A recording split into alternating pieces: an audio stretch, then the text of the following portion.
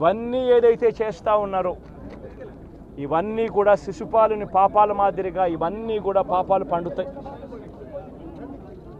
ప్రజాస్వామ్యంలో ఏదైనా కూడా ప్రజలకు మంచి చేసి ప్రజల గుండెల్లో స్థానం సంపాదించుకుని ప్రజల దగ్గరికి వెళ్ళి ఫలాని మంచి చేశాం కాబట్టి మాకు ఓటు వేయండి అని అడిగే పరిస్థితులు ఉండాలి తప్పనిచ్చి ఈ మాదిరిగా దౌర్జన్యాలు చేసి ఈ మాదిరిగా అన్యాయమైన కేసులు బిగించి ఈ మాదిరిగా ఆస్తులు ధ్వంసం చేసి ఈ మాదిరిగా ఫియర్ సైకోసిస్ క్రియేట్ చేస్తూ రాజకీయాలు చేస్తే మాత్రం అది ఏ రోజు కూడా నిలబడే రాజకీయం కాదు.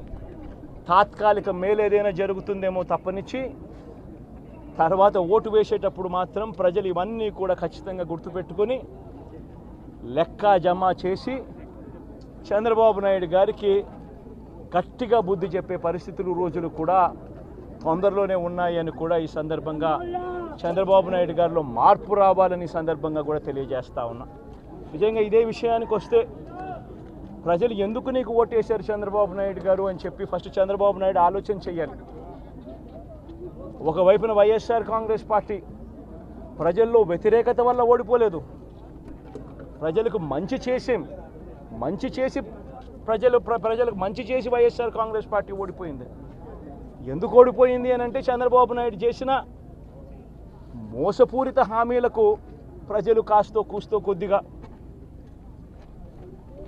ఇదే ఆ 10% కాస్త అటువైపున షిఫ్ట్ అయ్యి చంద్రబాబు నాయుడు గారు అధికారంలోకి వచ్చిన పరిస్థితులు.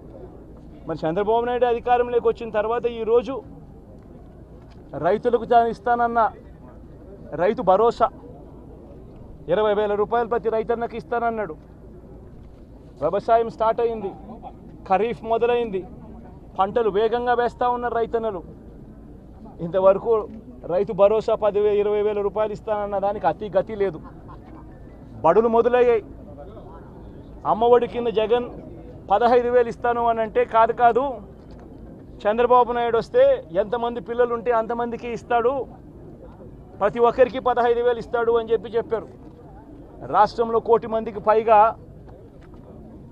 బడియీడు పిల్లలు ఉన్నారు. బడులు స్టార్ట్ అయ్యాయి. ఆ ప్రతి తల్లి కూడా అడుగుతూ ఉంది, తల్లికి వందనం అని పేరు పెట్టావు, అమ్మఒడి అనే పథకాన్ని పేరు మార్చావు, మరి ఆ డబ్బులు ఏమైనాయని చెప్పి గవర్నెన్స్ మీద కాస్త ధ్యాస పెట్టి ఆ తల్లులకు ఇచ్చే డబ్బులు ఇచ్చే కార్యక్రమం చూడండి. రైతులకు ఇచ్చే రైతు భరోసా 20,000 ఇస్తామన్నారు, ఇచ్చే కార్యక్రమం చూడండి. ప్రతి అక్క చెల్లెమ్మకు 18 ఏళ్ళు పైబడిన ప్రతి అక్క చెల్లెమ్మకు ప్రతి ఒక్కరికి 1,500 రూపాయలు ఇస్తామని చెప్పారు. అంటే సంవత్సరానికి 18,000 రూపాయలు. రాష్ట్రంలో 4,12,00,000 మంది ఓటర్లు ఉండరని చెప్పి మొన్ననే లెక్కలు తేలాయి. అందులో దాదాపుగా 2,10,00,000 మంది మహిళా ఓటర్లే. అంటే అందరూ 18 సంవత్సరాలు నిండిన మహిళా ఓటర్లే. మరి 2,10,00,000 మంది ఈ మహిళా ఓటర్లందరూ కూడా 18 ఏళ్ళు నిండిన ఈ మహిళా ఓటర్లందరూ కూడా వీళ్ళందరూ కూడా ఈరోజు అడుగుతూ ఉన్నారు, 1,500 రూపాయలు ప్రతి నెల ఇస్తానన్నావు, ఏమైంది ఈ 1,500 రూపాయలు ఇచ్చే కార్యక్రమాలు అని చెప్పి అడుగుతూ ఉన్నారు. వాటి మీద ధ్యాస పెట్టే కార్యక్రమం చంద్రబాబు నాయుడు చేయాలి. ఇవేవి కూడా చేయకుండా కేవలం భయాందోళనలు క్రియేట్ చేయాలి, రాష్ట్రంలో రావణ కాష్టం సృష్టించాలి, దొంగ కేసులు పెట్టాలి, ఇరికించాలి, ఆస్తులను ధ్వంసం చేయాలి. వైఎస్ఆర్సీపీ అభిమానులైనా, వైఎస్ఆర్సీపీ కార్యకర్తలైనా, వైఎస్ఆర్సీపీకి ఓటు వేసిన వారైనా కూడా ఎవరిని కూడా ఉంచకూడదు అన్న దుర్మార్గపు ఆలోచనలతో అడుగులు ముందుకు వేయడం అతి హేయమైన రాజకీయం అని కూడా ఈ సందర్భంగా తెలియజేస్తా ఉన్నా. ఇదే రామకృష్ణారెడ్డి విషయానికే వస్తే నిజంగా ఎంతటి అన్యాయమైన పరిస్థితిలో కేసులు బిగించారు అన్నది ఒకసారి అందరూ కూడా ఆలోచన చేయమని కోరుతా ఉన్నా. ఇదే విషయం కారంపూడి ఘటన జరిగింది ఎప్పుడు? ఎన్నికలు అయిపోయిన తర్వాత మరుసటి రోజు, అంటే మే 14వ తారీఖున కారంపూడిలో ఘటన జరిగింది. కారంపూడిలో ఏం ఘటన జరిగింది, ఎందుకు జరిగింది? కారంపూడిలో తెలుగుదేశం పార్టీ చేసిన ఆకృత్యాలకు ఒక ఎస్సీ కుటుంబంలో ఉన్న మహిళలు ఇబ్బంది పడే పరిస్థితిలోకి పోయినప్పుడు వాళ్ళను పరామర్శించడానికి డిఎస్పీ అనుమతి తీసుకునే మరుసటి రోజు, ఎన్నికలు అయిపోయిన మరుసటి రోజు ఎమ్మెల్యే బయలుదేరాడు. ఎమ్మెల్యే కారంపూడికి చేరుకోక మునిపే ఆ ఎస్సీ కుటుంబం అనేది కారంపూడి అటువైపున ఉంటే ఊరికి అటువైపున వాళ్ళ ఇల్లు ఉంటే ఆ ఊరు ఎంటర్ కాకమునిపే తనని అడ్డగించడము, అక్కడే గొడవ జరగడము, గొడవ జరిగేది టౌన్లో జరుగుతూ ఉంది, ఇక్కడ నుంచి ఇక్కడ అడ్డగించినారు. కూడా ఎస్పీ రాని పరిస్థితిలో ఉన్నప్పుడు, కనీసం సిఐని ఎస్ఐని కూడా పంపించిన పరిస్థితిలో ఉన్నప్పుడు, అటువంటి బూత్లో, సెన్సిటివ్ బూత్లో కేవలం ఒకే ఒక్క హోంగార్డును పెట్టి బూతులు నడుపుతూ ఉన్నారు.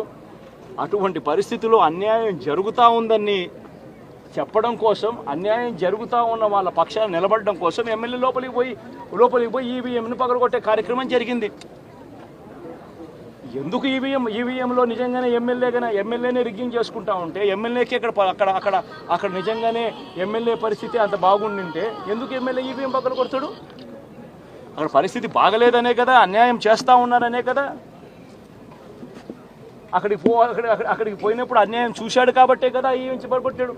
ఆ ఈవీఎం ఏదైతే పగలగొట్టిన కేసులు ఏదవుతుందో తనకు బెయిల్ వచ్చింది.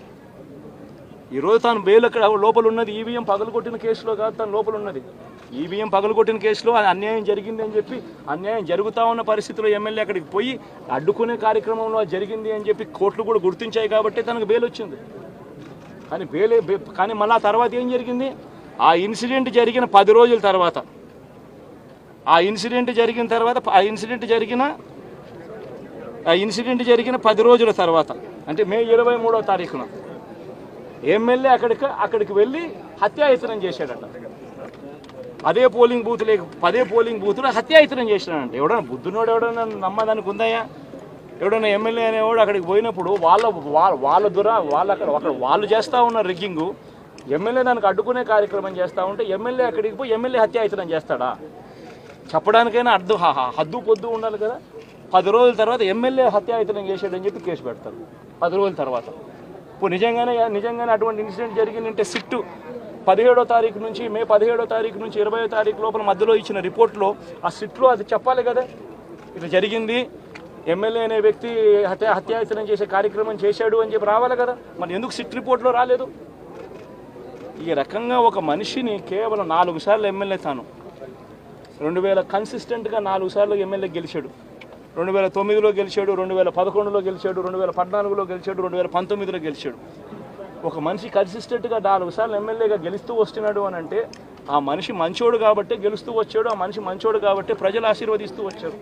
అటువంటి వ్యక్తిని తీసుకొని వచ్చి తప్పుడు కేసులలో ఈ మాదిరిగా బిగించడం ఎంత మటుకు ధర్మం? ఈరోజు ఒక్క రామకృష్ణారెడ్డి ఒక్క పరిస్థితే కాదు, రాష్ట్ర వ్యాప్తంగా ప్రతి గ్రామంలోనూ కూడా ఇదే కార్యక్రమాలు జరుగుతూ ఉన్నాయి. ప్రతి ఒక్కరూ కూడా వాళ్ళ స్థాయిలో రెడ్ బుక్స్ అని చెప్పి రెడ్ బుక్లు పెట్టుకొని ఉన్నారు. చంద్రబాబు నాయుడు స్థాయిలో చంద్రబాబు నాయుడు ఒక రెడ్ బుక్, లోకేష్ స్థాయిలో లోకేష్ ఒక రెడ్ బుక్, ఎమ్మెల్యే స్థాయిలో ఎమ్మెల్యే ఒక రెడ్ బుక్, మండల స్థాయిలో మండల నాయకుడు ఒక రెడ్ బుక్, గ్రామ స్థాయిలో గ్రామంలో ఇంకో రెడ్ బుక్, గ్రామ స్థాయిలో ఇంకో నాయకుడు, గ్రామ స్థాయిలో ఇంకో రెడ్ బుక్లలో పెట్టుకొని ఏం చేస్తూ ఉన్నారు? అతి దారుణంగా అన్యాయంగా ఆస్తులు ధ్వంసం చేస్తూ ఉన్నారు. రాష్ట్రం మొత్తం దాన్ని చూస్తూ ఉంది, కానీ ఎవడు మాట్లాడడం లేదు. దొంగ కేసులు పెడతా ఉన్నారు, పోలీసులు ప్రేక్షక పాత్ర పోషిస్తూ ఉన్నారు. దొంగ కేసులు పెడతా ఉన్నారు, వాళ్ళే కొడతారు, మన ఇటువైపున కేసులు పెడతా ఉన్నారు. రాష్ట్రం మొత్తం ఇది చూస్తూ ఉంది. చీనీ చెట్లు నరికేస్తూ ఉన్నారు, ఆస్తులు ధ్వంసం చేస్తూ ఉన్నారు, కనిపిస్తూ ఉంది. ఎమ్మెల్యేలు ఏకంగా జేసీబీల మీద, పొక్లేన్ల మీద ఎమ్మెల్యేలు స్వయంగా తిష్టేసి ఏకంగా పోయి బిల్డింగులు పగలగొట్టే కార్యక్రమాలు చేస్తూ ఉన్నారు. ఇంతటి దారుణంగా నిజంగా చేస్తూ ఉన్నారు అని అంటే ఎల్లకాలం ప్రభుత్వం మీది కాదు, ఎల్లకాలం రోజులు మీయే ఉండవు చంద్రబాబు, అది గుర్తుపెట్టుకో. మీ పాపాలు పండుతూ ఉన్నాయి వేగంగా. ప్రజలు దీన్ని క్షమించని పరిస్థితి లేక వస్తారు. ఖచ్చితంగా మీకు బుద్ధి చెప్పే పరిస్థితులు రోజులు కూడా ఉంటాయి. శాతనైతే మంచి చేయండి, మంచి చేసి ప్రజల మనసులు గెలుచుకుని ఓట్లు ప్రజల మనసుల్లో స్థిరస్థాయిగా నిలబడే కార్యక్రమం చేయండి. కానీ తప్పుడు రాజకీయాలు ఈ మాదిరిగా నువ్వు ఒక్కరివే చేస్తావు అనుకుంటా ఉన్నావు. ఇదే మాదిరిగా కొనసాగితే రాష్ట్రంలో ఒక తప్పుడు సాంప్రదాయానికి నువ్వు నాంది పలుకుతా ఉన్నావు. నువ్వు వేసే ఈ బీజం, నువ్వు వేసే ఈ తప్పుడు సాంప్రదాయం, రేపొద్దున నువ్వు వేసే ఈ బీజం చెట్టు అవుతుంది. రేపొద్దున నువ్వు ఏదైతే ఇత్తుతావో అదే పండుతుంది. రేపొద్దున మళ్ళీ మీ గ్రామాలలో మీ కార్యకర్తలకు ఇదే పరిస్థితినే, ఇదే మాదిరిగానే మళ్ళీ జరిగే కార్యక్రమాలు కూడా జరుగుతాయి. అటువంటి తప్పుడు సాంప్రదాయాలు దయచేసి ఇప్పటికన్నా ఆపండి. నాయకులుగా ఉన్న మనలాంటి వాళ్ళం ఇలాంటివి ప్రోత్సహించకూడదు. ఇలాంటివి ఎవరు తప్పు చేసినా తప్పు అని చెప్పే కార్యక్రమం నాయకులుగా మనం చెయ్యాలి. కానీ దగ్గరుండి ఈ మాదిరిగా ప్రోత్సహించడం అతి దుర్మార్గమైన కార్యక్రమం. దయచేసి దీనికి ఫుల్ స్టాప్ పెట్టే కార్యక్రమం ఖచ్చితంగా చెయ్యండి చంద్రబాబు అని చెప్పి సందర్భంగా మరొక్కసారి చంద్రబాబును ఈసారి హెచ్చరిస్తున్నామని కూడా చెప్తా ఉన్నాం. ఈసారి కోరడం లేదు, హెచ్చరిస్తున్నామని కూడా చెప్తా ఉన్నాం. ఇదే మాదిరిగా జరుగుతూ పోతూ ఉంటే మాత్రం ఎవరైనా కూడా ఊరుకునే కార్యక్రమం జరగదు. రియాక్షన్ అనేది ఖచ్చితంగా ఉంటుందని కూడా చంద్రబాబు నాయుడు సందర్భంగా గట్టిగా చెప్తాం. Please subscribe Telugu politics.